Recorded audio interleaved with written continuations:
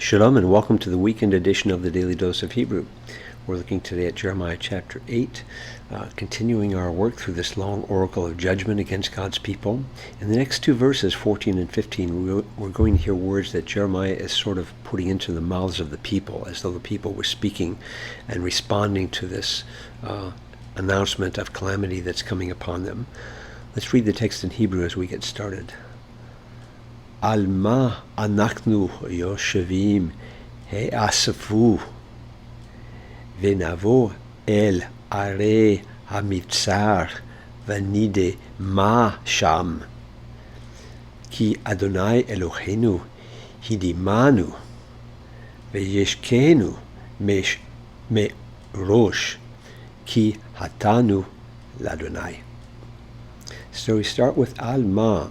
Upon what is our interrogative pronoun. So on account of what, in other words, why we, is our personal pronoun, first person plural, why we sitting. So you can see our two dots here. The second dot is part of the sheen, but the first one is actually a holum. So this tells us we have a participle, and with the em ending, it's going to be a masculine plural participle. It's a cow from our verb yashav. So why we dwelling? Why we sitting? In other words, why are we just staying here? He asfu. What do we have here? Well, this one's a little bit tricky. Looks, well, we got this ending on it. So this is going to be and a hey at the beginning. This is actually going to be an imperative, IMPV, it's a 2MP with this u ending on it. Now you see the hey at the beginning, you might think, well, is this a hifil imperative? Good guess, but you wouldn't be right because this is actually a nifal imperative. And the way we know that is we have this commas underneath the first letter of the root, and normally you would have a dagish here, a doubling, which would be the nun of the nifal in the first letter, but this is a guttural, and so you reject the dagish and you lengthen what would normally be a hirik into a full sere. So you've got the pretty typical signs of a nifal here, and it's from the verb asaf, which in the cow means to gather. So in the nifal would be to be gathered, or perhaps a reflexive sense, gather oneself, and as an imperative, 2MP, gather yourselves. So in other words, get together, gather yourselves together, and let us enter. So this is just a vav conjunctive here, and then a nun performative. Now we've changed from the second person over here to a first common plural over here, and this is a cow. From the verb bo, this is a simple imperfect. It's an imperfect first common plural.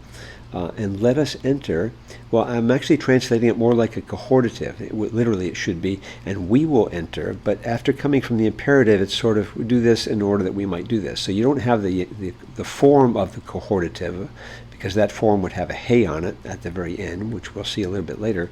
But this is an imperfect, almost having that same value of a cohortative. So gather yourselves together and let us enter two cities. This is a plural construct of ir. Remember, it's a little bit irregular because in the plural you lose that yod, and the plural is in im, even though it's a feminine noun. So it's the cities of, because it's in construct with a definite noun over here, which has its article, and mitzar is a noun which means a fortress or fortification. So the cities of the fortification, or the fortress, in other words, fortified city, or the fortified cities, as they try to escape from the enemy who is coming upon them. And let us perish. Now, what do we have here? We have another vav conjunctive here, plus this time we have a full cohortative, because we have a nun at the beginning and we have this at the end. So those are good signs of a cohortative. That's first common plural, and it's from the verb damam, geminate verb. So you have two mames. One of them has disappeared here in this particular form, which means to be still. Or to be still, but more in a negative sense, to be perished, to be still because there's no life anymore, sort of an idea. So we would say, and let us be still there. There's an adverb. Let us perish there in the fortified cities. Let us, it's almost a cry of desperation right now, or total despair, actually. We will perish there. Let us be still there. Now we're going to see this possible variation in translation, but we'll look at that in a little bit. And why is this desperation, this despair come upon them? Well, because the Lord Yahweh, our God, Elohim, but with the pronoun suffix, our God. What has he done? Well, here we have the same verb again, but this time we're going to have a perfect, and this is going to be a 3ms hiphil. You have this hey prefix, and you get this hierarch right here. We don't have a full hierarch yod, and from the same verb damam that we had up here. Over here it was a kal. Over here now it's going to actually be a hiphil, and it's going to be also with a suffix, a pronoun suffix, which is a a first common plural, us. So because he has caused to perish. He has caused to be still, caused to perish us. Why? Because the Lord our God has caused us to perish. He's bringing us to an end.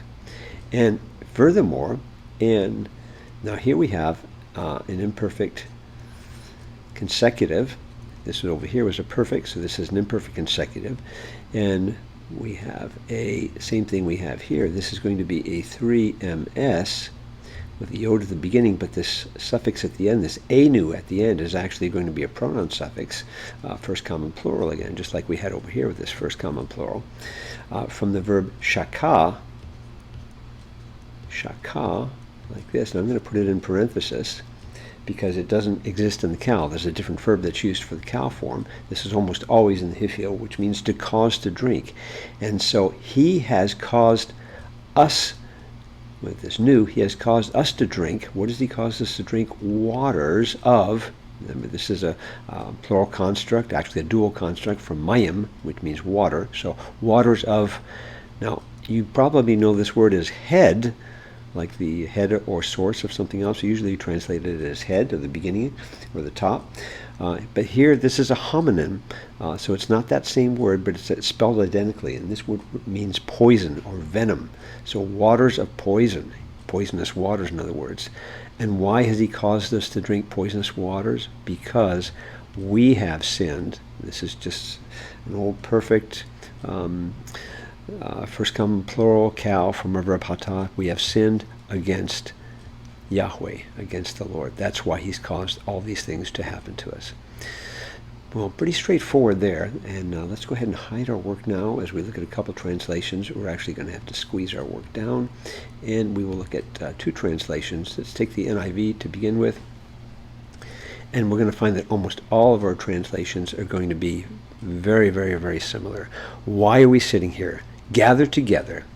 Let us flee to the fortified cities. Let us enter into the fortified cities, the city's fortification, and perish. Let us perish there.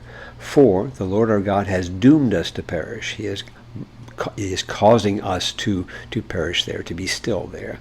And he has given us poison water to drink. So given to drink. He has caused us to drink waters of poison. Why? Because we have sinned against him. And very, very little variation in the vast majority of our translations.